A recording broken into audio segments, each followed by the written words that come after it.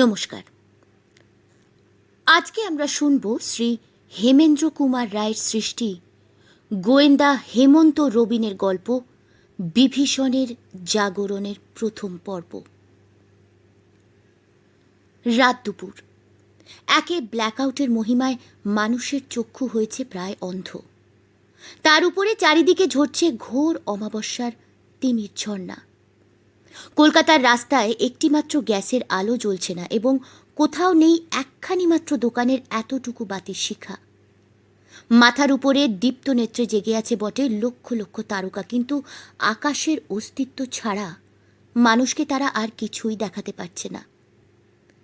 অনায়াসেই বলা চলে অন্ধকারের অতলে ডুবে কলকাতা এখন মরে কালো পাথরের মতো আড়ষ্ট হয়ে গেছে।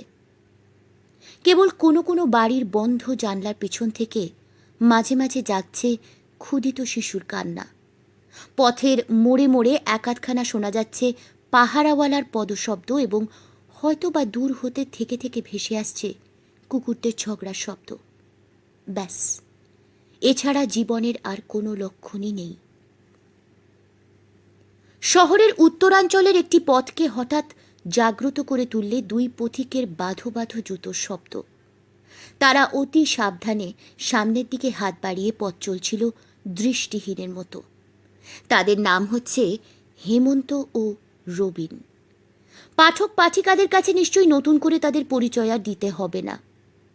এই পূর্ণ ব্ল্যাকআউটের সময় চোর ডাকাত ছাড়া কলকাতার কোনো ভদ্র বাসিন্দাই পথে পা বাড়াতে সাহস করে না। কিন্তু শখের ডিটেকটিভ হেমন্ত ও তার সহকর্মী বন্ধু রবিন কলকাতার ছেলে হলেও বহুকাল পরে বিদেশ থেকে সম্প্রতি শহরে ফিরে এসেছে। কাজেই এখনকার কলকাতার হালচাল তাদের ভালো করে জানা ছিল না। তারা একটি বিচিত্র কেস হাতে নিয়ে অপরাধীর সন্ধানে গিয়েছিল পূর্ব আফ্রিকায়। মামলার কিনারা করবার পরই বাধল দ্বিতীয় মহাযুদ্ধ। এবারকার মহাযুদ্ধ যে কতখানি গুরুতর হয়ে উঠবে সেটা কেউই তখন অনুমান করে উঠতে পারেনি। কাজেই রবিন যখন প্রস্তাব করলে যে আফ্রিকার এত দূরে যখন এসেছি তখন গোটা কয়েক সিংহ, হিপো, গন্ডার আর গরিলার সঙ্গে আলাপ না জমিয়ে কলকাতায় ফেরা হতে পারে না, তখন হেমন্ত সহজেই রাজি হয়ে গেল। কিছুকাল তারা ঘুরে বেড়ালো আফ্রিকার বনে বনে। তাদের হাতের বন্দুক যে কত হিংস্র জীবকে জীবন যন্ত্রণা থেকে মুক্তি দিলে এবং তাদের বিস্মিত চক্ষু যে কত অদ্ভুত প্রাকৃতিক দৃশ্য ও নানা জাতের অসভ্য মানুষ দর্শন করলে, চিত্তাকর্ষক হলেও তার বিবরণ দেবার জায়গা নেই। তারপর তারা সভ্য জগতে ফিরে এসে দেখলে বর্তমান যুদ্ধ হয়ে উঠেছে পৃথিবীব্যাপী সর্বজাতির যুদ্ধ। এমনকি তাদের প্রিয় স্বদেশের উপরেও পড়েছে যুদ্ধ দেবতার ক্রুদ্ধ দৃষ্টি। তখন তারা তাড়াতাড়ি দেশের দিকে যাত্রা করলে। কাল তারা কলকাতায় এসেছে। আজ গিয়েছিল এক বন্ধুর বাড়িতে। বন্ধুর মুখে তারা শুনলে দেশের খবর এবং তাদের মুখে বন্ধু শুনলেন আফ্রিকার শিকার কাহিনী। দুই পক্ষই পরস্পরের কথা শুনতে ব্যস্ত। ইতিমধ্যে ঘড়ির কাঁটা কখন যে 12টার ঘর পেরিয়ে গেল সেটা কারুর খেয়ালই এলো না। হঠাৎ বন্ধু ঘড়ির দিকে তাকিয়ে বলে উঠলেন, কি বিপদ! রাত 12টা বেজে গেছে যে। হেমন্ত, রবিন, আজ আর তোমাদের বাড়ি যাওয়া চলবে না, পথ একেবারে অন্ধকার। হেমন্ত বললে, এতকাল পরে দেশে ফিরে এসে নিজের বাড়িকে ভারী মিষ্টি লাগছে। হোক পথ অন্ধকার, বাড়িতে আমি যাবই। রবিন বললে, আরে আমরা কলকাতার ছেলে, সারা শহর আমাদের নখদর্পণে, দুই চোখ মুদেও আমরা বাড়িতে গিয়ে হাজির হতে পারবো। বন্ধুর মানা তারা মানলে না। তখনই রাস্তায় বেরিয়ে পড়ল। কিন্তু 2-4 পা হেঁটেই রাস্তার অবস্থা দেখে তারা রীতিমতো দমে গেল। এতটা কল্পনা করা অসম্ভব। এ হচ্ছে অচেনা কলকাতা। রবিনের নখদর্পণে এর কিছুই দেখা যায় না। মিনিট 4 চলতে না চলতেই তারা বার কয়েক হোঁচট খেলে। 5ম মিনিটে রবিন শটান লম্বমান হলো ফুটপাতের উপর নিদ্রিত প্রকাণ্ড একটা কালো ষাঁড়ের পিঠের উপরে। ষাঁড়টা এ কি হলো ভেবে চমকে ধর্মর করে দাঁড়িয়ে উঠল এবং রবিন বুঝি গুঁতো খেলুম ভেবে তার পিঠ থেকে গড়িয়ে পড়ল এক গাদা গোবরে মুখ গুঁজড়ে। ইতিমধ্যে হেমন্ত একটা কুকুরের ল্যাজ মারিয়ে দিয়ে কামড় খাবার ভয়ে মেরেছে মস্ত এক লাফ, এবং পর মুহূর্তেই অদৃশ্য কলা বা আমের খোসায় পা হড়কে করেছে কঠিন ভূতলে শয়ন। রবিন মুখ থেকে গোবরের দুর্গন্ধ প্রলেপ চাঁচতে চাঁচতে ম্রিয়মাণ স্বরে বললে, ওহ ভাই হেমন্ত, বাড়িতে যাচ্ছি বটে, কিন্তু বাড়ি পর্যন্ত পৌঁছতে পারবো কি? হেমন্ত গায়ের ধুলো কাদা ছাড়তে ছাড়তে বললে, ভাই রবিন, আমারও সেই সন্দেহই হচ্ছে। কে জানতো কলকাতার অন্ধকার এমন ভয়াবহ হতে পারে। তারপর তারা সন্তর্পণে বাড়ির দেওয়াল ধরে ধরে এগুতে লাগলো ধীরে ধীরে। খানিক পরে হেমন্ত বললে, আন্দাজে বোধ হচ্ছে পাশের গলিটাই কানাইবাবুর লেন। রবিন বললে, আরে ওটা বলাইবাবু স্ট্রিট হলেও আশ্চর্য হব না। আমার চোখ ভরে ঝরছে খালি আলকাতরার বৃষ্টি। এটা যদি কানাইবাবুর লেন হয় তাহলে এখান থেকে আমাদের বাড়ি আছে 1 মাইল দূরে। 1 মাইল? এই অন্ধকারে 1 মাইল মানে 20 মাইলের ধাক্কা। বাপ, এই অন্ধকার যেন জীবন্ত বিভীষিকার মতো। হঠাৎ কাছ থেকে হুমকি জাগল, এই কোন রে? সুমিষ্ট সম্ভাষণ শুনেই বোঝা গেল কোনো সজাগ লাল পাগড়ির টনক নড়েছে। হেমন্ত বললে, আরে আমরা ভদ্রলোকের ছেলে বাবা, অন্ধকারে হয়ে পড়েছি অন্ধ নাচারের মতো। পাহারাওয়ালা বললে, झूठ बात, तुम लोग को थाना में जाने होगा। হেমন্ত বললে, হ্যাঁ বেশ বেশ, তাই চলো বাবা, এই অন্ধকারের চেয়ে থানা ঢের ভালো। হে লাল পাগড়ি, আমাদের একটু পথ দেখাও। পাহারাওয়ালা কি যেন বলতে যাচ্ছিল, কিন্তু তার আগেই খানিক তফাত থেকে জাগল সে কি বিকট ও ভয়ঙ্কর কোলাহল। রাত্রির তিমিরাব গুণ্ঠন ভেদ করে ভেসে আসতে লাগলো বহু কণ্ঠের আর্তনাদের পর আর্তনাদ, দুড়ুম দড়াম দড়াম শব্দ এবং বর্ণনাতীত ও অমানসিক গর্জনের পর গর্জন, যা শুনলে সর্বাঙ্গ রোমাঞ্চিত হয়ে ওঠে এবং হৃদয় হয়ে যায় স্তম্ভিত। দ্রুত পদধ্বনি শুনে হেমন্ত ও রবিন বুঝলে পাহারাওয়ালা বেগে ছুটল, যেদিক থেকে কোলাহল ভেসে আসছে সেই দিকে। রবিন অভিভূত কণ্ঠে বললে, হেমন্ত ভাই, ও কি গর্জন? ও যে কলকাতার মুখে আফ্রিকার হুহুঙ্কার। হেমন্ত বিস্ময়রুদ্ধ স্বরে বললে, হ্যাঁ রবিন, ও যে সিংহের গর্জন। কিন্তু দারুণ ভয় চেঁচিয়ে কাঁদে কারা?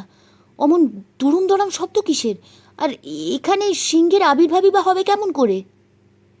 আর্তচিৎকার ও দুরুম দড়াম শব্দ কমে এলো, কিন্তু সিংহনাদ তখনও থামল না। কলকাতার রাজপথে দাঁড়িয়ে হেমন্ত ও রবিনের মনে হলো তারা দাঁড়িয়ে আছে আফ্রিকার ভীষণ জঙ্গলে, যেখানে নিশীথ রাতের স্তব্ধ বুক ও গহন বনের বিজন মাটি কাঁপিয়ে জাগে রক্তলোলুপ পশুরাজ সিংহের কণ্ঠে মুহুর্মুহু মেঘধ্বনির মতো গুরুগম্ভীর গর্জন। আরও মিনিট খানেক পরে থেমে গেল সিংহনাদ। রবিন বললে, এ পাড়ার কোনো ধনী হয়তো শখ করে সিংহ পুষেছে। সেই সিংহটা। হঠাৎ আবার বিকট আর্তনাদ ও সিংহনাদ শুনে সে সচমকে মুখ বন্ধ করলে। হেমন্ত উত্তেজিত স্বরে বললে, রবিন রবিন, এবারে কিন্তু চিৎকার খুব কাছে এগিয়ে এসেছে। সিংহটা নিশ্চয়ই খাঁচা ভেঙে পথে বেরিয়ে পড়েছে। খালি তাই নয়, সে এদিকেই ছুটে আসছে রবিন, আমি তার পায়ের শব্দ শুনতে পাচ্ছি। শিগগির শিগগির পালিয়ে এসো, শিগগির। কিন্তু তারা পালাবারও সময় পেলে না। অন্ধকারের ভিতর থেকে ঝড়ের বেগে হুড়মুড় করে তাদের উপরে এসে পড়ল বিরাট একটা তুষার শীতল দেহ। হেমন্ত ও রবিন প্রচণ্ড ধাক্কাকে দুই দিকে ছিটকে পড়ে ভূতলশায়ী হলো এবং পরমুহূর্তেই কান ফাটানো সিংহনাদি ফুটল খল খল খল অট্টহাস্য, আর সঙ্গে সঙ্গে বন্য দুর্গন্ধে চারিদিক হয়ে উঠল পরিপূর্ণ। তারপরেই কার ভারী ভারী দ্রুত পদ মাটি কাঁপাতে কাঁপাতে দূরে চলে গেল। রবিন উঠে বসে হাঁপাতে হাঁপাতে বললে, সিংহের কণ্ঠে মানুষের অট্টহাস্য, এ কি অসম্ভব ব্যাপার। হেমন্ত তখন উঠে দাঁড়িয়েছে, বললে, রবিন, যে জিপটা এখান দিয়ে ছুটে চলে গেল সে সিংহ নয়। অন্ধকারের ভিতরে মাটি থেকে প্রায় 15-16 ফুট উঁচুতে আমি তার জ্বলন্ত চোখ দুটো স্পষ্ট দেখতে পেয়েছি। জিপটা অন্তত হাতির সমান উঁচু। রবিন অবিশ্বাস ভরা কণ্ঠে বললে, তুমি কি বলছো হেমন্ত? সিংহের মতো গর্জন করতে আর মানুষের মতন হাসতে পারে, অথচ হাতির মতন উঁচু? এমন কোনো জীবই পৃথিবীতে কখনো ছিল না, এখনো নেই। সে কথা আমিও জানি রবিন, কিন্তু নিজের চোখ কানকে তো অবিশ্বাস করতে পারি না। আশ্চর্য কাণ্ড, আজকের অন্ধকার কি অসম্ভবকেও সম্ভব করে তুলতে চায়? না না হেমন্ত, আজকের অন্ধকারে আমাদেরই মাথা বোধহয় খারাপ হয়ে গেছে। যে দেহটার ধাক্কায় আমরা গড়াগড়ি খেলুম, তার ভয়াল স্পর্শটা অনুভব করতে পেরেছ কি? জ্যান্ত দেহ মরাচ্ছে ঠান্ডা। এই কি অসম্ভব ব্যাপার! তাড়াতাড়ি এখান থেকে সরে পড়ি, এসো। তারা আর অন্ধকার মানলে না, জোরে পা চালিয়ে দিলে। কিন্তু বেশি দূর অগ্রসর হতে হলো না। হঠাৎ পথের ধারে বাধা পেয়ে হেমন্ত আবার হলো প্রপাত ধরণী তলে। রবিন বললে, কি মুশকিল! আছাড় খেয়ে খেয়ে আজ যে আমাদের গত চূর্ণ হয়ে যাবে দেখছি। হেমন্ত গম্ভীর স্বরে বললে, রবিন, এখানে পথের উপরে পড়ে আছে একটা মৃতদেহ। বলেই সে দেশলাইয়ের কাঠি জ্বাললে। দেশলাইয়ের কাঠির পর কাঠি জেলে দেখা গেল এক বিভৎস দৃশ্য। রক্তধারার মাঝখানে পাহারাওয়ালার পোশাক পরা একটা মুন্ডহীন নরদেহ পথের উপরে দুদিকে দুহাত ছড়িয়ে উপুর হয়ে পড়ে রয়েছে, এবং তার ছিন্ন মুন্ডটাও ছিটকে পড়ে আছে দেহ থেকে ৮-১০ হাত তফাতে। রবিন শিউরে উঠে বললে, ওর বাবা, নিশ্চয়ই এই হতভাগ্য একটু আগে আমাদের সঙ্গে কথা কইছিল। এর কাঁধের আর দেহের দিকে তাকিয়ে দেখো, কোনো অস্ত্র দিয়ে এর মুন্ডুটা দেহ থেকে বিচ্ছিন্ন করা হয়নি। এর কাঁধের আর দেহের উপর রয়েছে বড় বড় দাঁত আর নখের চিহ্ন। এমন সময় পেছনে বেজে উঠল ঘন ঘন মোটরের ভেঁপু। তারা দুজনেই চমকে ফিরে দেখলে পথের অন্ধকারকে তীব্র হেডলাইটের উজ্জ্বল আলোতে ভাসিয়ে দিয়ে একখানা মোটর গাড়ি বেগে তাদের দিকে ছুটে আসছে। মোটরখানা হুড়মুড় করে একেবারে কাছে এসে পড়ল। তাদের চাপা দেয় আর কি। হেডলাইটের তীব্রতায় হেমন্ত ও রবিনের চোখ তখন অন্ধ হয়ে গেছে। কোনো রকমে নিজেদের সামলে নিয়ে তারা পথের পাশের দিকে লাফিয়ে পড়ল। সঙ্গে সঙ্গে দাঁড়িয়ে পড়ল গাড়িখানাও। গাড়ির ভেতর থেকে হুমকি জাগল, কে তোমরা? এত রাতে এই অন্ধকারে এখানে কি করছো? হেমন্ত গাড়ির কাছে এসে মুখ বাড়িয়ে বললে, কে কথা কয়? আওয়াজটা যেন চিনি চিনি মনে হচ্ছে। আরে আরে কি হেমন্ত বাবু যে! আরে আপনি না পগার পার হয়ে আফ্রিকায় লম্বা দিয়েছিলেন? পগার নয় ভূপতিবাবু, আমরা সমুদ্র পার হয়েছিলাম। আরে এই উড়োজাহাজ, ডুবোজাহাজ আর কলের জাহাজের যুগে সমুদ্র হয়ে পড়েছে পগারেরই মতন ছোট্ট, বুঝলেন? পার হতে কতক্ষণই বা লাগে। কিন্তু সে কথা যাক, কবে এলেন? এখানে কি করছেন? আজই এসেছি। বন্ধুর বাড়ি থেকে নিজের বাড়ি ফিরছিলুম, কিন্তু পথের মাঝে হঠাৎ স্তম্ভিত হয়ে পড়েছি। স্তম্ভিত হয়েছেন কেন? এখানে শুনেছি মানুষের কণ্ঠে আর্তনাদ আর মানুষের কণ্ঠে সিংহনাদ। মানে? ভূপতিবাবু তাড়াতাড়ি গাড়ি থেকে নেমে পড়লেন। যারা রাত্রির যাত্রী পড়েছেন তাদের কাছে ইন্সপেক্টর ভূপতিবাবুর নতুন পরিচয় অনাবশ্যক। হেমন্ত বললে, সঙ্গে টর্চ আছে তো? ওইদিকে আলো ফেলে দেখুন, মানেটা বুঝতে দেরি হবে না। ভূপতিবাবুর হাতের টর্চ অন্ধকারকে ছ্যাঁদা করে টেনে দিলে অগ্নিশিখার দীর্ঘরেখা। সঙ্গে সঙ্গে দেখা গেল পাহারাওয়ালার মুন্ডহীন দেহ এবং দেহহীন মুন্ড। ভূপতিবাবু হতভম্ব। মোটর থেকে পুলিশের অন্যান্য লোকেরাও টপাটপ নেমে পড়ল। হেমন্ত বললে, ভূপতিবাবু, এত সহজে হতভম্ব হবেন না, লাশের কাছে এগিয়ে গিয়ে দেখুন। মোটর ফিরিয়ে হেডলাইটের শিখা ফেলা হলো মৃতদেহের উপর। ভূপতিবাবু দেহটা খানিকক্ষণ ধরে পরীক্ষা করলেন।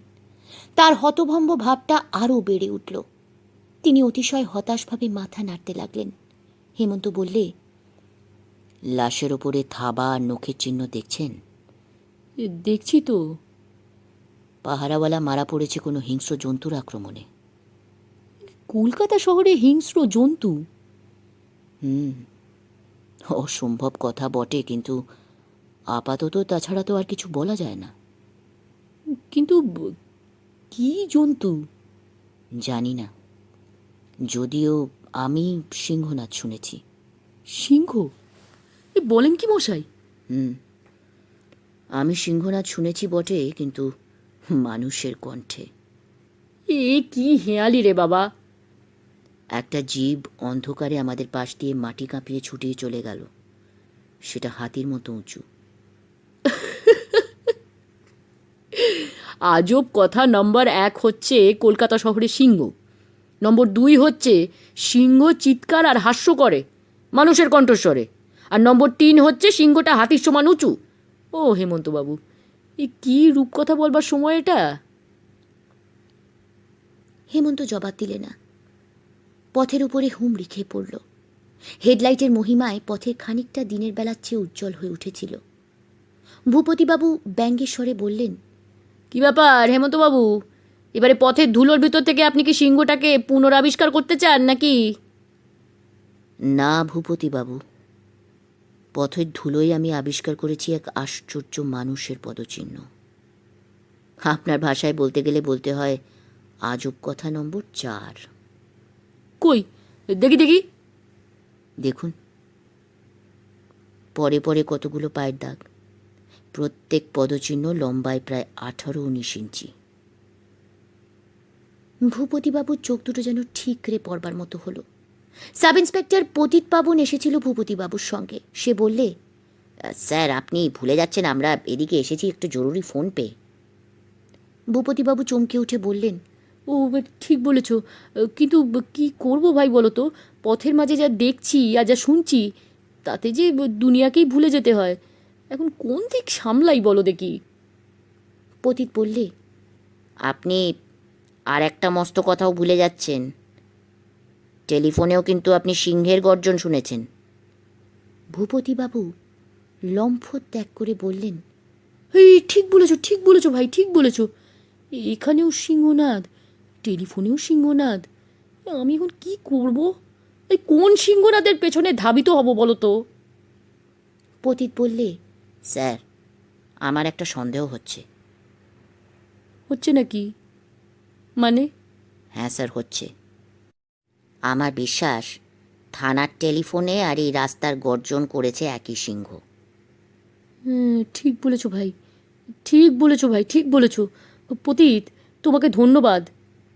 হেমন্ত বললে, টেলিফোনে সিংহনাথ ব্যাপারটা বুঝলাম না।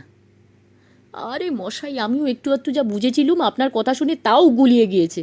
এই ব্যাপার কি জানেন, এই দিব্যি শুয়ে শুয়ে ঘুমোচ্ছিলুম, হঠাৎ ফোনে এলো ডাক।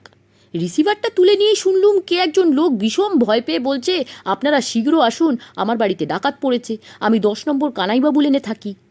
তারপর হঠাৎ তার স্বর থেমে গেল। আমার কানে এলো দুমদাম আওয়াজ, আর একটা সিংহের ভীষণ গর্জন, আর মানুষের আর্তনাদ। তারপরেই সব চুপ। হেমন্ত বললে, আপনি কি দলবল নিয়ে সেখানেই যাচ্ছেন? আগে হ্যাঁ, যেতে যেতে আবার পথে এই কাণ্ড। ভূপতিবাবু, ঘটনাস্থল বোধহয় খুব কাছেই। মানুষের আর্তনাদ, সিংহের গর্জন, দুরুম দরাম শব্দ কিন্তু আমরাও শুনেছি, আর বেশি দূর থেকেও নয়। আরে এইটাই তো কানাইবা বললেন, খানিক তফাতে এতক্ষণ পরে কতগুলো আলো দেখা যাচ্ছে না? পতিত বললে, হ্যাঁ স্যার, অনেক লোক ব্যস্তভাবে ছুটোছুটি করছে। বোধহয় এতক্ষণ ওরা ভয় চুপটি মেরে লুকিয়েছিল। ঠিক বলেছ পতিত, ঠিক বলেছ। কিন্তু ভয়ের আর কি অপরাধ বলো? কলকাতায় সিংহের তর্জন গর্জন শুনলে হিটলার মুসোলিনিও ভয় ভড়কে যেতেন। তার উপরে হেমন্তবাবুর কথায় আমার তো পিলে চমকে গেছে। হাতি নয়, অথচ হাতির মতো উঁচু জানোয়ার। যা নয় তাই, সেটাও না হয় গাঁজাকুড়ি বলে উড়িয়ে দিলুম, কিন্তু এগুলো কি বাবা? 18-19 ইঞ্চি লম্বা মানুষের পায়ের দাগ, তো সচক্ষে দেখছি। এগুলো তো উড়িয়ে দিলেও উড়ে যাবে না। আচ্ছা, এসব নিয়ে পরে মাথা ঘামালেও চলবে, এখন আগে ঘটনাস্থলে গিয়ে হাজির হওয়া যাক। আসুন না হেমন্তবাবু, আপনিও আসুন। কানাইবাবু লেনের 10 নম্বর। মস্ত বড় বাড়ি, প্রাসাদ বললেও চলে। চারিদিকে রেলিং ঘেরা প্রকাণ্ড বাগান, বড় বড় ফুল ফলের গাছ, সবুজ ফুলওয়ারি জমির উপরে ছায়ার আদর ছড়িয়ে দাঁড়িয়ে আছে। এখানে ওখানে সাজানো মর্মর মূর্তি, মাঝখানে একটি মার্বেল পাথরের ফোয়ারা, উপরে ভৃঙ্গার হাতে করে একটি নারী মূর্তি দাঁড়িয়ে সকৌতুকে জল ঢালছে নিচের দিকে। বাড়ির পিছন দিকে একটা মাঝারি পুকুর, কানাইবাবু লেনের মতন একটা গলির ভেতরে এরকম অট্টালিকা দৃষ্টিকে সচকিত করে তোলে, অপ্রত্যাশিত বিস্ময়ের মতো। বাড়ির মালিক যে লক্ষ্যপতি সেটা বুঝতেও বিলম্ব হয় না। বাড়ির সামনে রাস্তার উপরে কোলাহল সৃষ্টি করেছে বিপুল এক জনতা, অনেকের হাতে লণ্ঠন। তারা এতটা উত্তেজিত হয়েছে যে ব্ল্যাকআউটের আইন ভঙ্গ করতেও ভীত নয়। পুলিশ থেকে লোকেরা পথ ছেড়ে দিলে পুলিশের সঙ্গে হেমন্ত ও রবিন বাড়ির সামনে এসে দেখলে ফটকের লোহার দরজা ভিতর থেকে বন্ধ। দরজার লোহার রেলিংয়ের ফাঁক দিয়ে দেখা গেল বাগানের মাটির উপরে একটা মানুষ মূর্তি অস্বাভাবিক ভঙ্গিতে নিশ্চেষ্ট হয়ে পড়ে আছে। টর্চের আলো ফেলে বোঝা গেল লোকটা মৃত, তার সর্বাঙ্গ রক্তাক্ত, মাটির উপরেও রক্তের ধারা। ভিড়ের ভিতর থেকে একজন মাতব্বর গোছের লোক বেছে নিয়ে ভূপতিবাবু জিজ্ঞাসা করলেন, এই যে নাম কি? আগে শ্রী সুদর্শন বিশ্বাস। বাড়ি? এই সামনেই। আপনি কিছু দেখেছেন? না, দেখবার বিশেষ কিছু ছিল না, তবে শুনেছি যথেষ্ট। মানে? এই ব্ল্যাকআউটের দিনে মানুষের চোখ তো অন্ধেরই সামিল, তবে গোলমাল যা শুনেছি তার বলবার নয়। আচ্ছা, সুদর্শনবাবু গোড়া থেকে সব গুছিয়ে বলুন দেখি। এই বাড়িখানা হচ্ছে অবনীকান্ত রায়চৌধুরীর। অবনীবাবুর পূর্ববঙ্গের জমিদার, অনেক টাকার মালিক, এ পাড়ার মাথা বললেও চলে। তিনি খুব ধার্মিক, দিনরাত পুজো আর আহ্নিক নিয়ে থাকেন। প্রায় তীর্থযাত্রায় বেরিয়ে মাঝে মাঝে প্রবাসী মাস কয়েক কাটিয়ে আসেন। তো শুনেছি বিন্ধ্যাচলের এক মহাতান্ত্রিক সন্ন্যাসী তার গুরু। মাঝে মাঝে তার গুরু ভাইরাও এখানে এসে অতিথি হন, তারাও সবাই সন্ন্যাসী। কালকেই তো তার একদল সন্ন্যাসী গুরু ভাই এখানে এসেছিলেন। হেমন্ত বললে, সন্ন্যাসীরা কি বাংলাদেশের লোক? হিন্দুস্তানি। তারা এখন নেই? না না, কাল এসে কালকেই চলে গেছে। এত তাড়াতাড়ি তারা আর কোনোবার যায় না, 10-15 দিন তো এখানে কাটিয়েই যায়। এবারে এত তাড়াতাড়ি গেল কেন আপনি বলতে পারেন? না না না, তবে কাল দুপুরে বাড়ির ভেতর থেকে রাগারাগি আর বচসার সাড়া পেয়েছিলুম। ও বোধহয় অবনীবাবুর সঙ্গে সন্ন্যাসীদের ঝগড়া হয়েছিল। ঝগড়ার কারণ কিন্তু আমি জানি না। আচ্ছা, অবনীবাবুর বাড়ির ফটক ভিতর থেকে বন্ধ, কোনো লোকজনেরও সাড়া পাওয়া যাচ্ছে না, এর কারণ কি? কেমন করে বলবো? বোমার ভয়ে অবনীবাবু পরিবারবর্গকে দেশে পাঠিয়ে দিয়েছেন বটে, কিন্তু তিনি তো একলা নেই। বাড়িতে দাস দাসী দারোয়ান আছে অনেক। ও দেখতেই তো পাচ্ছেন, একজন দারোয়ান ওখানে মরে পড়ে আছে। কিন্তু বাকি লোকজনরা কোথায় গেল জানি না। ভূপতিবাবু বললেন, এই বাড়ির ভিতরে ঢুকলেই সেটা বোঝা যাবে। তারপর আপনার নিজের কথা বলুন। ওই তো রোজ রাতে ঘুমোবার আগে আমি খানিক পড়াশুনো করি। তা আজ রাত 12টা বাজবার পর আমি বই মুড়ে আলো নেবাবার উপক্রম করছি। হঠাৎ ভীষণ চিৎকার শুনে চমকে বারান্দায় ছুটে এলুম। ভীষণ চিৎকার? আগে হ্যাঁ, কে যেন বাপরে মারে মেরে ফেললে রে বলে চেঁচিয়ে উঠল। তা বারান্দায় এসে অন্ধকারে তো কিছুই দেখতে পেলুম না, কিন্তু অবনীবাবুর বাড়ির ভিতরে তখন কি যে হুলস্থুল বেঁধেছিল তা ভগবানই জানেন। একসঙ্গে অনেক লোকের আর্তনাদ, দুড়ুম দড়াম করে যেন দরজা জানলা ভাঙার শব্দ, ছুটো ছুটি হুটো পুটি, একেবারে হুঙ্কারের পর হুঙ্কার। কিরকম হুঙ্কার?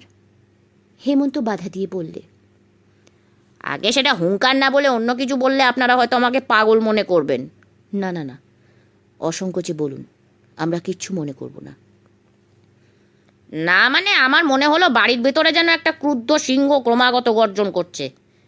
যদিও আমি বেশ জানি এখানে সিংহের আবির্ভাব অসম্ভব। অবনীবাবু শখ করে সিংহ পোষেননি তো? আরে পাগল নাকি? অবনীবাবুকে যে চেনে সে জানে তার ওরকম অদ্ভুত শখ হতেই পারে না। তারপর? কিন্তু সিংহ গর্জনের চেয়েও ভয়ানক আরেকটা শব্দ আমি শুনেছি। কি? খলখল করে অট্টহাসি। সিংহের গর্জন যতবার থেমেছে সেই প্রচণ্ড অট্টহাসি জেগে উঠেছে ততবার। এমন বিশ্রী হাসি যে ভাবতেও আমার বুক এখনো শিউরে উঠছে মজায়। আপনারা হাসবেন না, কিন্তু আমার মনে হলো একটা প্রেতাত্মা যেন হঠাৎ উন্মত্ত হয়ে গিয়ে অট্টহাস্য করছে।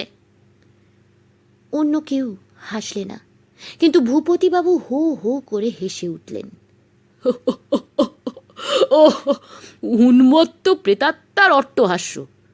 ও সুদর্শনবাবু, আপনার তো কল্পনা শক্তি আছে। সুদর্শন আহত কণ্ঠে বললেন, ঘটনার সময় এখানে হাজির থাকলে না আপনি কেমন করে হাসতেন দেখতুম। আমি যা শুনেছি আর দেখেছি, কোনো কল্পনা শক্তি তার কাজ পর্যন্ত পৌঁছতে পারে না। তাহলে শুধু শোনা নয়, আপনি কিছু দেখেছেনও, তাই তো? না মানে এই অন্ধকারে ছায়া ছায়া যা দেখেছি তা না দেখারই সামিল। তবু কি দেখেছেন বলুন। না, আমি বলবো না। মানে? আমার দৃঢ় বিশ্বাস আমি ভুল দেখেছি, সুতরাং সে কথা বলে এই অ্যানার হাসিকে আর উৎসাহিত করতে চাই না। আরে মশাই, পুলিশের কাছে কিছু লুকোবেন না, ভুল হোক ঠিক হোক বলুন। ওই দেখছেন তো ফটকের পাশে এই আধ ঘোমটা দেওয়া মিটমিটে গ্যাসের আলোতে এখানটায় অল্প স্বল্প নজর চলে। যদিও এরকম মরো আলো গাঢ় অন্ধকারের চেয়েও খারাপ, কারণ এমন আলোতেই রজ্জুতে সর্পভ্রম হয়। তার উপরে সেই সব তীব্র আর্তনাদ, বিকট হুঙ্কার আর অমানুষিক অট্টহাসি শুনে আমার অবস্থা হয়েছে তখন আচ্ছন্নের মতো। মানে ধরতে গেলে তখন আমার ভালো করে দেখবার শক্তিই ছিল না। আমি যা দেখেছি বলে মনে করছি তা হচ্ছে একেবারেই অলৌকিক। অলৌকিক কথা বলে খোকাদের মন ভোলানো যায়, কিন্তু পুলিশের কাছে তো তার কোনো দাম নেই। আহা মশাই, তবু বলুন, আমাদের আর সময় নষ্ট করবেন না। ওই অবনীবাবুর সেই বিষম গোলমাল থামবার পরেই শুনলুম ধূপ করে মাটি কাঁপানো পায়ের শব্দ, যেন একটা মত্ত মাতঙ্গ ধেয়ে আসছে। তা এত দূরে বারান্দার উপর থেকেও আমি সেই আশ্চর্য পায়ের শব্দ শুনতে পাচ্ছিলুম। তারপরেই ফটকের কাছে এই না আলো না অন্ধকারে আবির্ভূত হলো এক বিভীষণ ছায়ামূর্তি। ছায়ামূর্তি? না, ঠিক ছায়ামূর্তি নয়, তবে আবছা আলোয় তাকে দেখাচ্ছিল বিরাট একটা ছায়ার মতো। বিরাট মানে? বিরাট মানে মহাপ্রকাণ্ড। মূর্তিটা আমার চোখের সামনে জেগেছিল 1 কি 2 মুহূর্ত মাত্র, কিন্তু তার মধ্যেই আমি দেখেছিলুম মূর্তির মাথাটা ফটক ছাড়িয়ে উপরে উঠেছে। এই যে এই ফটকটা দেখুন, এটা 14 ফুটের চেয়ে কম উঁচু নয়, তাহলেই বুঝুন মূর্তিটা বিরাট কিনা। হেমন্ত জিজ্ঞাসা করলে, সেটা কিসের মূর্তি? না, তা তো বলতে পারবো না, স্পষ্ট করে কিছুই দেখা যাচ্ছিল না। মনে তো হলো সে একটা অতিকায় মানুষের দেহ, আর মানুষের মতোই সে সিধে হয়ে হাঁটছিল, কিন্তু তার দেহের উপর দিকটায় যেন কি একটা অবর্ণনীয় অমানসিক বিভীষিকার ভাব ছিল। এই আলোর অভাবে যা দেখতে পাইনি, কেবল অনুভব করতে পেরেছি। তারপর? তারপর? ওই তো মূর্তিটা ঝড়ের মতো ছুটে এলো, তারপর খুব সহজেই এই উঁচু ফটকটা এক লাফে পার হলো। সঙ্গে সঙ্গে অন্ধকার তাকে যেন গ্রাস করে ফেললে। পথের উপরে শুনলুম কেবল ধূপ ধূপ শব্দ আর সিংহের গর্জন। ভয়ে অজ্ঞানের মতো হয়ে আমি কাঁপতে কাঁপতে বারান্দার উপর বসে পড়লুম মশাই।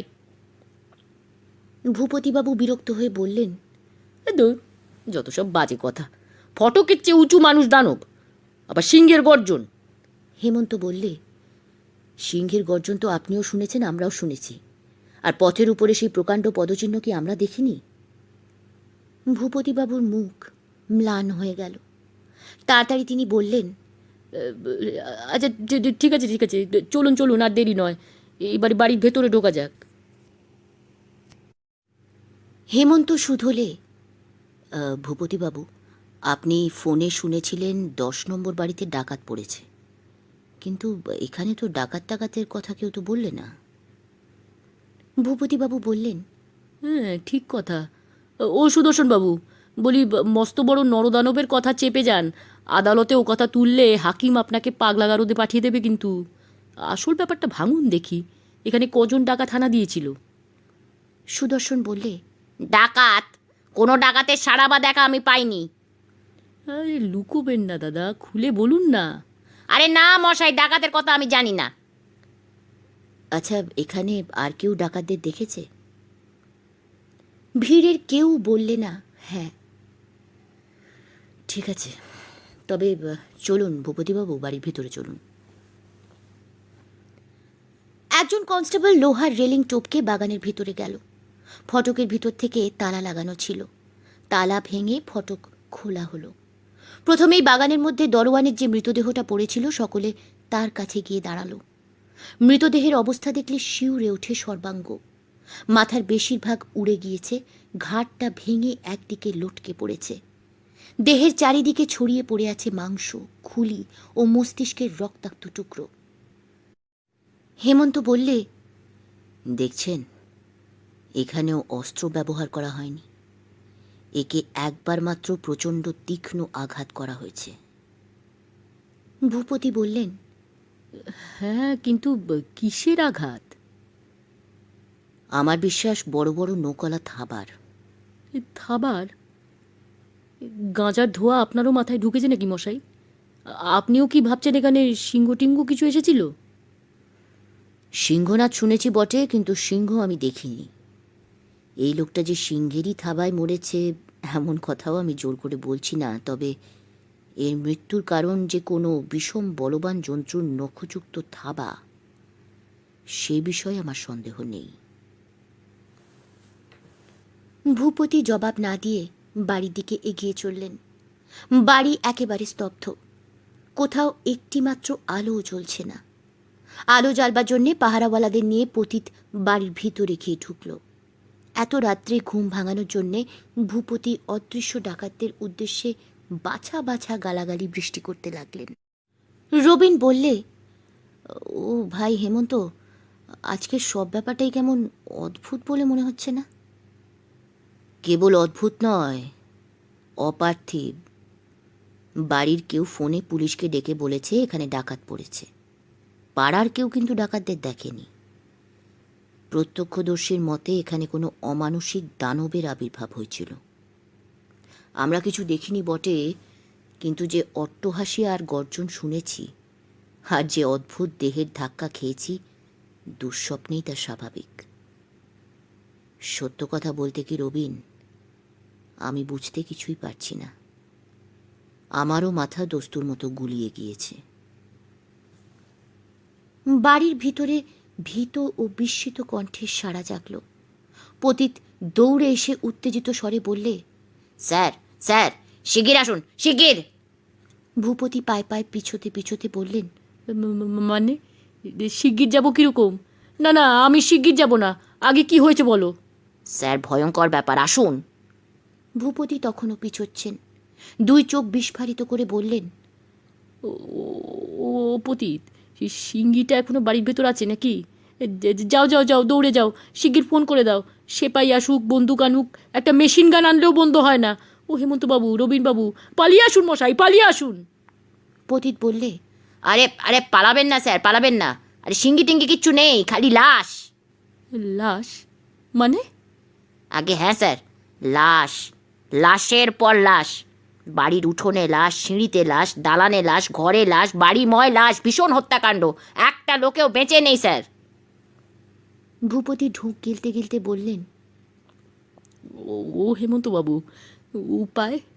কিসের উপায়? আমার ভগ্নদূত কি খবর এনেছে শুনলেন তো? বাড়িময় লাশ, খালি লাশ। এত লাশ আমি একলা সামলাতে পারবো কেন? বড় সাহেবকে খবর পাঠাবো নাকি? আহা, আগে নিজেরাই গিয়ে দেখি না ব্যাপারটা কি। ভূপতি ফোঁস করে একটা নিঃশ্বাস ফেলে বললেন, ঝাড়ু মারি এই পুলিশের কাজে। মশাই এখন পৃথিবীর সমস্ত ভদ্রলোক দুগ্ধ ফেননিব শয্যায় শুয়ে সুখ স্বপ্ন দেখছে, আর আমাদের কিনা মুদ্রা ফরাসের মতো মরার গাদা ঘেটে মরতে হবে। ও বাবা পতিত, তুমি দুই চক্ষু উন্মিলন করে আর একবার চারদিক ভালো করে দেখে এসো তো। কে জানে সিঙ্গি বেটা আনাচে কানাচে কোথাও ঘুপটি মেরে বসে আছে। শেষটা লাশ দেখতে গিয়ে কি লাশ হব বাবা? না স্যার, আমি খুব ভালো করে দেখেছি, সিঙ্গি পিঙ্গি কিচ্ছু নেই, খালি লাশ। আমি গুনে দেখেছি, সব শুদ্ধ 19টা। ওরে বাপরে বাপরে বাপ, 19টা? ডাকাতের দল তাহলে রীতিমতো ভারী ছিল বলো।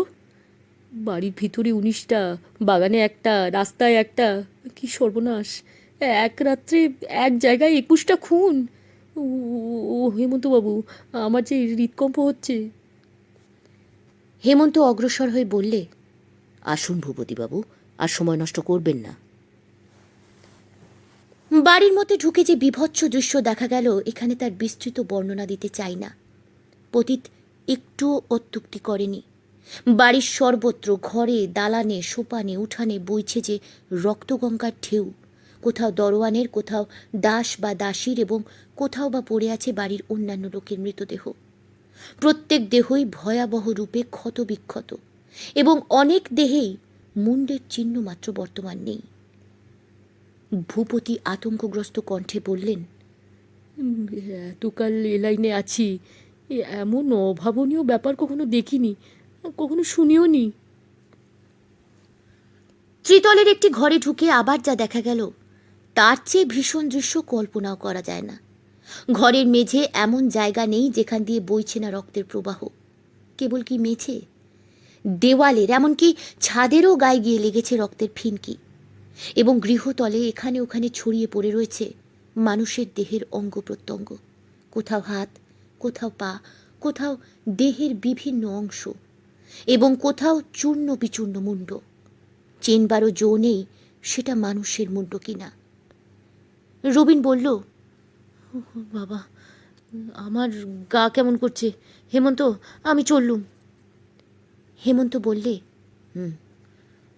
আমারও দেহ সুস্থ নয়, কিন্তু পালালে চলবে না ভাই, এই নৃশংস হত্যাকারীকে ধরতে হবে। ঘরের মেঝের উপরে পড়েছিল টেলিফোনের তার ছেঁড়া রিসিভারটা। সেটা তুলে নিয়ে ভূপতি বললেন, যার খণ্ডদেহ এখানে পড়ে রয়েছে তিনি বোধহয় ফোনে থানায় খবর পাঠিয়েছিলেন। হেমন্ত বললে, আর তিনি ফোন ছাড়বার আগেই হত্যাকারী এসে তাকে আক্রমণ করেছিল। সুদর্শনও সকলের সঙ্গে উপরে এসেছিল। সে বললে, আগে এটা অবনীবাবুর শোবার ঘর। ভূপতি বললেন, বলেন কি? তাহলে এগুলো কি অবনীবাবুরই দেহের অংশ নাকি? হেমন্ত বললে, খুব সম্ভব তাই। বোঝা যাচ্ছে অবনীবাবুরই ওপরে হত্যাকারীর আক্রোশ ছিল বেশি। সে তাকে কেবল হত্যা করেনি, তার দেহকে খণ্ড খণ্ড করে ফেলেছে। ভূপতিবাবু, লক্ষ্য করে দেখুন, এখানেও কিন্তু কোনো অস্ত্র ব্যবহার করা হয়নি। অঙ্গ প্রত্যঙ্গগুলো যেন দাঁতে কামড়ে আর থাবা মেরে ছিঁড়ে ফেলা হয়েছে। আবার ওইদিকে দেখুন, রক্তের উপরে সেই এক হাতেরও চেয়ে লম্বা পায়ের ছাপ। ভূপতি অনেকক্ষণ আগে থেকেই মনে মনে ভড়কে গিয়েছিলেন, কেবল মুখে কিছু ভাঙেননি। কিন্তু এবারে আর সামলাতে পারলেন না। একখানা চেয়ারের উপরে ধপাস করে বসে পড়ে প্রায় কাঁদো কাঁদো গলায় বললেন, ভাই হেমন্তবাবু, এ কি সর্বনেশে মামলা আমাদের হাতে পড়ল বলুন দেখি। ঠিক সেই সময় বাইরের দালান থেকে পতিত ভয়ার্ত স্বরে বললে, স্যার, শিগগিরই আসুন। একসঙ্গে ভূপতির মুখ, চোখ, ভুরু, ভুঁড়ি, হাত পা সব চমকে উঠল। লাফ মেরে দাঁড়িয়ে তিনি বললেন, ওরে বাবা, সেরেছে। দরজা বন্ধ করে দিন, বন্ধ করে দিন। দরজা বন্ধ করব কেন? আরে মশাই, আগে দরজাটা বন্ধ করুন। পতিত নিশ্চয়ই সেই সিংহীটাকে দেখেছে। শুনেই সুদর্শন রক্তময় মেঝের উপরে ঝাঁপ খেয়ে হামাগুড়ি দিয়ে খাটের তলায় সরাত করে ঢুকে পড়ল। বাইরে থেকে পতিত বললে, আরে সিঙ্গি ফিঙ্গি কিছু নয় স্যার। সিঙ্গির দেখা পেলে আমি কি আর এখানে থাকি? আমি কি তেমনই কাঁচা ছেলে? বুকের উপর হাত দিয়ে বুকের ধুকপুকুনি বন্ধ করবার চেষ্টা করে ভূপতি বললেন, ও, সিঙ্গি ব্যাটা নয়। যাক, বাঁচলুম। ও পতিত, তোমাকে আগে থাকতে বলে রাখছি, ফের যদি তুমি শিগগির আসুন বলে হঠাৎ চেঁচিয়ে ওঠো না, তাহলে তোমার নামে আমি রিপোর্ট করব বলে দিলুম। শিগগির আসুন। না, আমি শিগগির যাব না। তাহলে স্যার আপনি ধীরে ধীরেই একবার এদিকে এলে ভালো হয়। কেন? ওদিকে আবার কি মাথামুন্ডু আছে? মাথাও নয় স্যার, মুন্ডুও নয়, খালি একখানা হাত। হাত? হাত মানে? হাত মানে একখানা অত্যাশ্চর্য হাত, দেখুন না। বোঝো, হাত আবার অত্যাশ্চর্য? না পতিত, তুমি আমাকে জ্বালালে দেখছি। চলুন হেমন্তবাবু, পতিতবাবুর হুকুম বলে কথা, অত্যাশ্চর্য হাত দেখতে হবে। কিন্তু দালানে এসে পতিতের অঙ্গুলি নির্দেশে দেওয়ালের উপর দিকে তাকিয়ে সত্য সত্যই ভূপতির চক্ষু স্থির হয়ে গেল। মাটি থেকে প্রায় 14-15 ফুট উঁচুতে দেওয়ালের গায়ে রয়েছে একখানা প্রকাণ্ড রক্তমাখা করতলের ছাপ। সে হাতখানা সাধারণ মানুষের হাতের চেয়ে প্রায় 2.5 গুণ বড়। ঘরমাক্ত কপাল মুছতে মুছতে ভূপতি ভয় ভয় কেবল বললেন, বাপ। হেমন্ত বললে, যে দেহের ওই হাত, সেই দেহটা কত উঁচু কল্পনা করতে পারেন ভূপতিবাবু? ভূপতি হতাশভাবে মাথা নাড়তে নাড়তে করুণ স্বরে বললেন, না, এসব দেখে শুনে আমি কল্পনা শক্তি হারিয়ে ফেলেছি হেমন্তবাবু। সুদর্শন বললে, এখন কি আমার কথায় আপনার বিশ্বাস হচ্ছে? ও ভাই সুদর্শন, না বলবার শক্তি আমার নেই ভাই। হেমন্ত বললে, হাতের আঙুলগুলোর ডগার দিকে তাকিয়ে দেখুন একবার। প্রত্যেক আঙুলের ডগায় একটা করে রক্তের আঁচড়ের মতো রেখা রয়েছে, দেখছেন? রেখাগুলোর প্রত্যেকটাও প্রায় 2 ইঞ্চি লম্বা। হ্যাঁ, দেখছি বটে। কি বলুন তো ওগুলো? নখের দাগ। ব্যাস রে ব্যাস, আক্কেল গুরুম বলে একটা কথা শুনেছি, আজ তার মর্ম বুঝতে পারলুম। কিন্তু বাড়িতে ডাকাত পড়েছে বলে ফোন করা হয়েছিল, তাদের তো কোনো চিহ্নই দেখতে পাচ্ছি না। ও মশাই, যা দেখছি তাই কি যথেষ্ট নয়? এর ওপরেও ডাকাতদের চিহ্ন দেখতে চান আপনি? বোঝার উপরে শাকের আঁটি। কিন্তু আমি ভাবছি ও কথা বলে ফোন করা হয়েছিল কেন, সেটা তো জানা দরকার ভূপতিবাবু। এই প্রশ্নের জবাব দিতেন যিনি, তিনি তো এখন পরলোকে। আমার কি সন্দেহ হচ্ছে জানেন? অবনীবাবু হয়তো নিজেই জানতেন না কে তাকে আক্রমণ করতে আসছে। নিচের তলায় দুমদাম দরজা ভাঙার শব্দ, লোকজনের আর্তনাদ, চিৎকার, হুটোপুটি, একটা অজানা ভৈরব হুঙ্কার শুনে তিনি বোধহয় ভেবেছিলেন বাড়িতে ডাকাত পড়েছে। হ্যাঁ, সেটাও অসম্ভব নয়। আর একটা ব্যাপার লক্ষ্য করবার মতো, হত্যাকারী বাড়ির সব লোককে বধ করেছে, সাক্ষ্য দিতে পারে এমন একজনও লোক রেখে যায়নি। তবু যে আমরা কিছু কিছু অনুমান করতে পেরেছি, সে হচ্ছে দৈবের কৃপা। আমি কিন্তু আর একটা জিনিস লক্ষ্য করেছি। হত্যাকারী দরজা ভেঙেছে, হত্যার পর হত্যা করেছে, কিন্তু কোনো দেরাজ, আলমারি বা সিন্ধুকে তো হাত দেয়নি। এই হত্যাকাণ্ডের উদ্দেশ্য যদি চুরি না হয়, তবে আর কি হতে পারে? খুনের তো কত রকম কারণ থাকে। ঈর্ষা, ব্যক্তিগত শত্রুতা, প্রতিহিংসা, গৃহবিবাদ। 2 দিন পরেই কোনো না কোনো সূত্র পাওয়া যাবেই। রবিন বললে, আমার বিশ্বাস কোনো রকম সূত্রই পাওয়া যাবে না। ঈর্ষা, ব্যক্তিগত শত্রুতা, প্রতিহিংসা, গৃহবিবাদ, এসবের সঙ্গে থাকে মানুষের যোগাযোগ। কিন্তু আজকের এই আশ্চর্য হত্যাকাণ্ডের ভিতরে মানুষের হাত তো আমি কোথাও দেখতে পাচ্ছি না। ঠিক বলেছেন, ঠিক বলেছেন রবীনবাবু। ওই হাত আর ওই পা, এ কি মানুষের হাত পা নাকি? বড় ভাবনায় পড়ে গেলুম মশাই। আমি এখন কি রিপোর্ট লিখি বলুন তো? কেন? যা দেখলেন আর যা শুনলেন তাই লিখবেন। বিলক্ষণ ভারী পরামর্শ দিলেন তো। আমি যদি রিপোর্টে লিখি 10 নম্বর কানাইবাবুর লেনে এমন একজন হত্যাকারী এসেছিল, যার দেহ হাতির চেয়ে উঁচু, হাত হচ্ছে 1 হাতের চেয়ে বড়, আর পা হচ্ছে 18-19 ইঞ্চি লম্বা, চিৎকার করে যে সিংহের কণ্ঠস্বরে আর হাস্য করে মানুষের মতো, আর লাফ মেরে উঠতে পারে একতলা ছাদে, তাহলে কাল কি আমার চাকরি থাকবে মশাই? রিপোর্ট লিখবো না, ছাই লিখবো। স্যার, এই মরছি নিজের জ্বালায় পতি, তুমি আবার স্যার স্যার করো কেন বাপু? স্যার, সুদর্শন বাবুর কথাই ঠিক।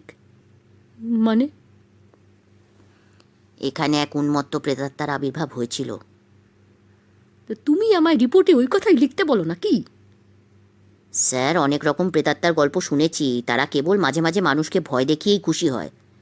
কিন্তু আজকের এই প্রেতাত্মা উন্মত্ত না হলে... চোপড়াও তো পতি, চোপড়াও।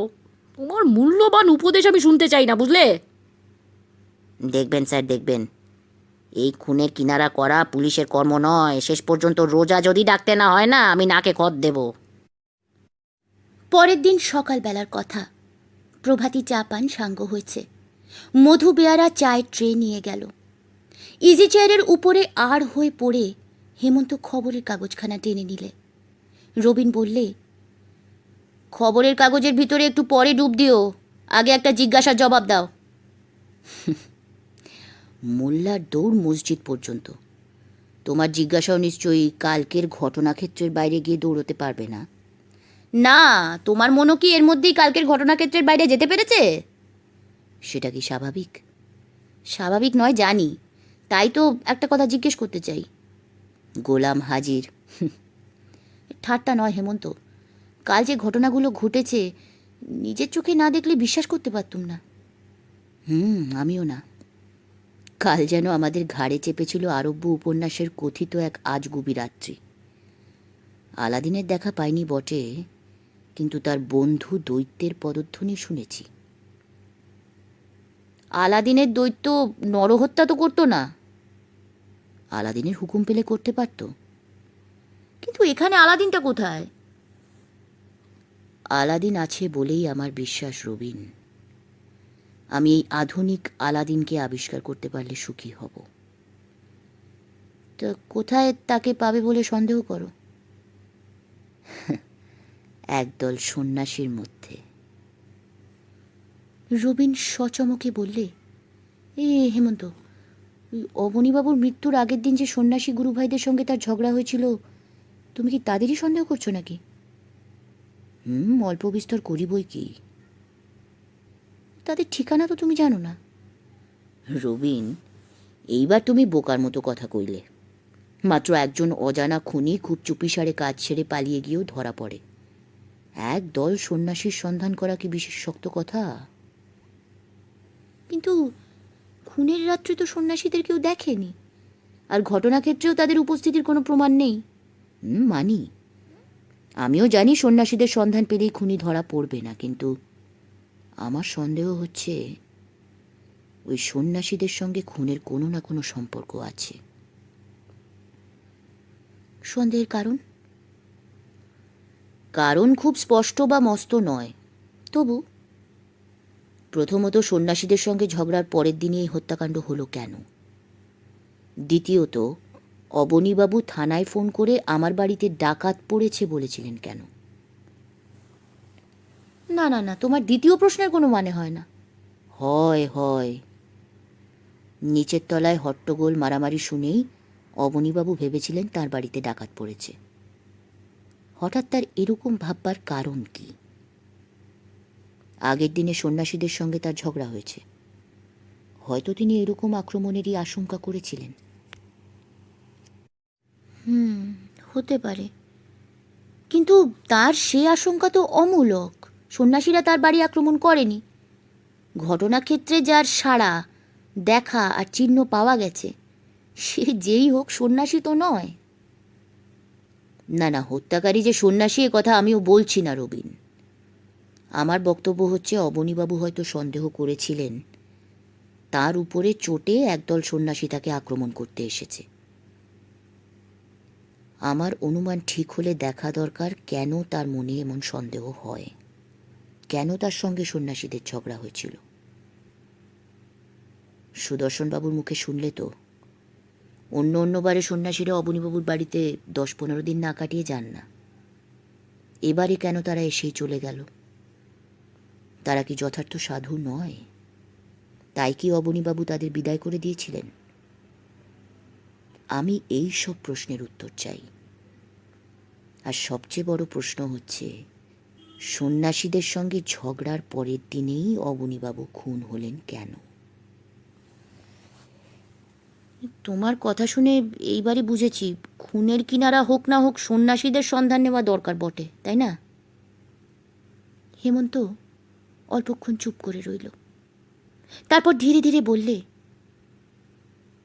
রবিন, তুমি অতি প্রাকৃত ঘটনা বিশ্বাস করো? হঠাৎ এমন প্রশ্ন কেন? আরে বলো না, বিশ্বাস করো কি না? কি করে বলবো? আমি তো কোনো অতি প্রাকৃত অর্থাৎ অসম্ভব ঘটনা দেখিনি। কালকের ঘটনা কি অতি প্রাকৃত নয়? নাও হতে পারে। কেন? না, কালকের ঘটনার উপরে রয়েছে গভীর রহস্যের আবরণ। এই আবরণ সরে গেলে হয়তো দেখা যাবে সমস্ত ব্যাপারটাই অত্যন্ত স্বাভাবিক। অসম্ভব নয়, কিন্তু তুমি অতি প্রাকৃত ঘটনা বিশ্বাস করো না, তাই তো? না, এই বিজ্ঞানের যুগে বিশ্বাস করতে প্রবৃত্তি হয় না, কিন্তু আমার প্রবৃত্তি হয়। আশ্চর্য কি লোকচরিত্র বিচিত্র। 4 সহোদরের প্রকৃতি 4 রকম হয়। রবিন, আমি অন্ধের মতো কোনো কিছুতে বিশ্বাস করি না, তুমি জানো। এই বিশ্বের সর্বত্র যে রহস্যময় অজ্ঞাত শক্তি বাস করে, আমরা যদি তার সঠিক খবর রাখতে পারতুম তাহলে প্রত্যেক মানুষই হয়ে উঠত মহামানুষ। স্পিরিচুয়ালিজম নিয়ে কিছু পড়াশোনা করেছো তুমি? না, বিশেষভাবে নয়। এমন অনেক মানুষ আছে যারা স্পর্শ না করেও ধাতুকে চুম্বকের মতো টেনে নিয়ে যেতে পারে। কেউ কেউ আগুনের উপর দিয়ে নগ্নপদে হাঁটতে পারে। হাজার হাজার লোক এ ব্যাপার সচক্ষে দেখেছে। তারা এসব শক্তি কেমন করে অর্জন করলে? না, এই প্রশ্নের উত্তর আমি জানি না হেমন্ত। বিলেতের এক সাহেব গেল শতাব্দীতে সারা পৃথিবীতে বিখ্যাত হয়েছিলেন। তিনি তোমার আমারই মতন সাধারণ মানুষ, যোগী বা সাধু নন, কিন্তু তার ভিতরে আত্মপ্রকাশ করেছিল প্রকৃতির এক দুর্লভ শক্তি। এই জড় দেহ নিয়েই তিনি শূন্যে বিচরণ করতে পারতেন। ইউরোপের বড় বড় প্রসিদ্ধ লোকের সামনে তিনি শূন্যপথে ঘরের এক জানলা দিয়ে বেরিয়ে আর এক জানলা দিয়ে আবার ভিতরে এসে ঢুকেছিলেন। তোমার কথা শুনে বিস্মিত হচ্ছি। আমেরিকার এক পরীক্ষা ক্ষেত্রে নামজাদা ডাক্তাররা একত্র হয়ে এক সমাধিগ্রস্ত যোগীকে বৈজ্ঞানিক উপায়ে পরীক্ষা করে বলেছিলেন তার দেহে জীবনের কোনো লক্ষণ নেই, এমনকি তার হৃৎপিণ্ডের ক্রিয়া পর্যন্ত বন্ধ হয়ে গিয়েছে। আধুনিক বিজ্ঞানের মতে যা মৃত্যুরই নামান্তর। কিন্তু তারপর সমাধিভঙ্গের সঙ্গে সঙ্গেই যোগীর দেহে জীবনের পূর্ণ লক্ষণ ফিরে এসেছিল। দেখছ রবিন, তুমি যে বিজ্ঞানের দোহাই দিচ্ছ, বিশ্বব্যাপী রহস্যময় শক্তির কাছে সে কতখানি পঙ্গু। বিজ্ঞানের তো কাজই হচ্ছে বিশ্বব্যাপী রহস্যময় শক্তিকে মানুষের সামনে পূর্ণভাবে প্রকাশ করা। সুতরাং বিজ্ঞানের দোহাই দেব না কেন বলো? কেবল বিজ্ঞানের দোহাই দিয়ে কোনো লাভ নেই ভাই। বিজ্ঞানের সত্যিকার ভক্ত নিজের চোখ আর মন সর্বদাই খোলা রাখেন। ভারতবর্ষের অনেক যোগী যে ভূপ্রথিত হয়ে সমাধিগ্রস্ত হয়ে 30-40 দিন কাটিয়েছেন, শত শত প্রত্যক্ষদর্শী তা সাক্ষ্য দিতে পারেন। একবার ভেবে দেখো দেখি, চারিদিক অন্ধকার, সমস্ত দেহ ঘিরে বিরাজ করছে ছিদ্রহীন পাতালের মাটি, আর সেই দেহ সমাধিগ্রস্ত অর্থাৎ পঙ্গু, বিজ্ঞানের ভাষায় জীবনহীন। তারপরে আলো নেই, বাতাস নেই, জল নেই, খাবার নেই, যার অভাবে জীব বাঁচে না। অন্তত একেলে বিজ্ঞান বলবে বাঁচা অসম্ভব। 30-40 দিন পরে সমাধি ভেঙে যোগী কেমন করে অক্ষত আর জীবন্ত দেহ নিয়ে আবার বাইরে বেরিয়ে আসতে পারেন? কোন অজানা রহস্যময় শক্তির আশীর্বাদ তিনি লাভ করেছেন বলতো? এসব কি অতিপ্রাকৃত ঘটনা নয়? এসব চোখে দেখলেও কি বিশ্বাস করব না? বিজ্ঞান অর্থাৎ নব্য বিজ্ঞান এখনো শিশু। এই রহস্য সাগরে মগ্ন হবার শক্তি এখনো সে অর্জন করেনি। কিন্তু প্রাচীন জগতের বিজ্ঞান এসব সত্য বলে জানত আর মানত, কারণ গভীর অনুসন্ধানের ফলে রহস্যলোকের চাবি একবার সে হস্তগত করতে পেরেছিল। আজ সেই পুরনো চাবি হারিয়ে গিয়েছে।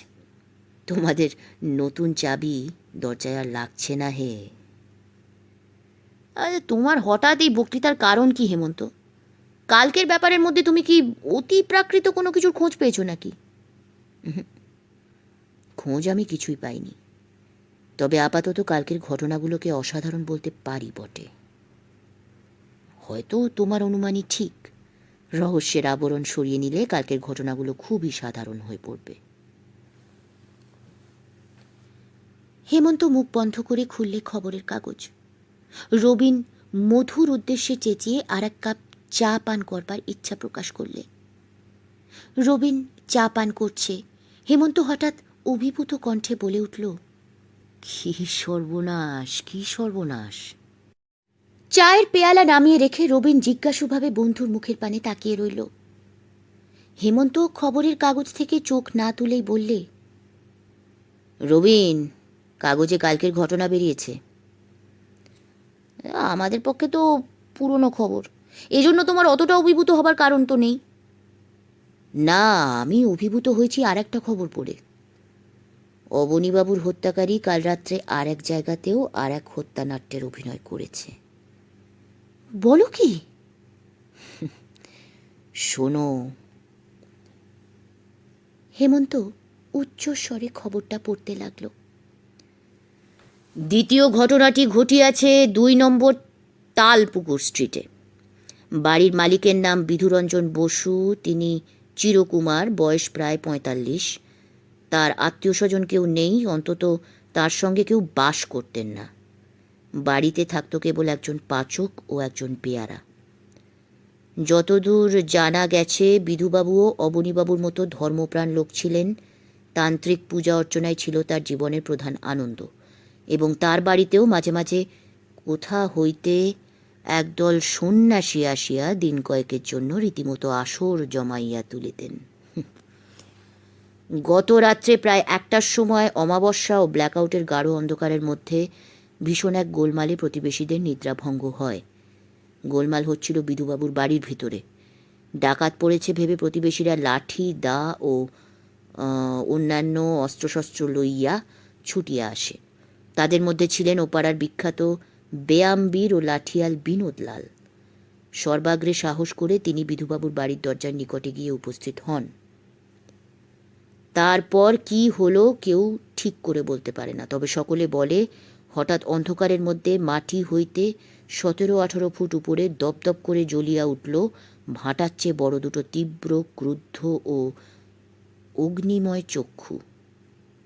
জেগে উঠল বজ্রধ্বনির মতো প্রচণ্ড সিংহের গর্জন ও তারপরই খলখল অট্টহাস্য।